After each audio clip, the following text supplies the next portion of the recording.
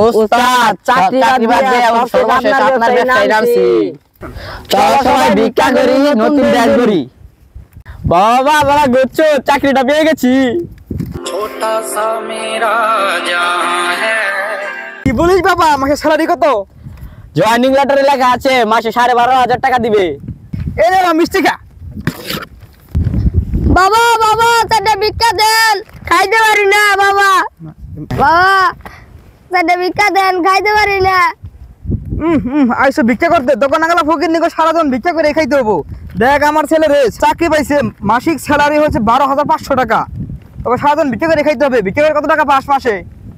বাবা বেশি ভিক্ষা পাই না, মাসে প্রায় 25 থেকে 30,000 টাকা পাই। কি বললি তুই? এই নিয়ে আমার ছেলে আজকে থেকে তোর লাইনে লাগাই দিলাম। ভাই তোমার হাতে আমার ছেলেরা তুইলা দিলাম। ওর আর চাকরি বাকরি করে খাওয়ার দরকার নাই বাবা। তুমি ওরে দেখে শুনে রাখো, আর তুমি সুন্দরভাবে ট্রেনিং দিও। হ্যাঁ আচ্ছা যাতে এই যে ধরো। কিছু করতে পারে। বাবা বাবা জায়গা দিলে বাবা, বাবা জায়গা। তুমি দেখে থাকো। আচ্ছা বাবা চিন্তা করো না বাবা। আচ্ছা আচ্ছা আমার মতো করে অভিনয় করবে। বাবা চারটা ভিক্ষা দেন বাবা, 2 দিন ধরে না খাই রইছি। ভাই আমি তো বাইতে খেয়ে গেছি। ইনা মানুষের কোন লাগবো না, ভিক্ষা দেব না, খাওয়া হবে না।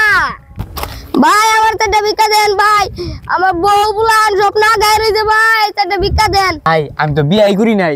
না না করে ভিক্ষা দেব না শালা। ভাই ভাই কটা ভিক্ষা দেন ভাই, ভাই 2 দিন ধরে না খাইছে ভাই, 2টা ভিক্ষা দিন।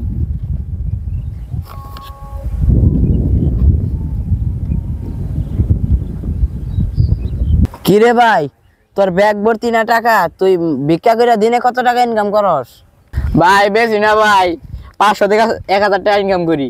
ওরে বাবা রে, আমি সরকারি চাকরি করে মাসে ভাই 20,000 টাকা, আর ভিক্ষা করে মাসে 30,000 টাকা কামাই। ভাই ভাই 3 দিন ধরে না খাই আছি ভাই, বউলান না খাই আছে ভাই, কিছু টাকা ভিক্ষা দেন। তুমি ভিক্ষা করে খাও কেন? কাম করে খেতে পারো না? ভাই সরকারি চাকরি বাদ দিয়া ভিক্ষা ব্যবসায় নামছি ভাই। ভাই তুমি আমারে হাসাইলা। ওস্তাদ চাকরি বাদ দিয়া সর্বশেষ আপনার ব্যবসায় নামছি। চলো সবাই ভিক্ষা করি, নতুন ব্যাগ করি।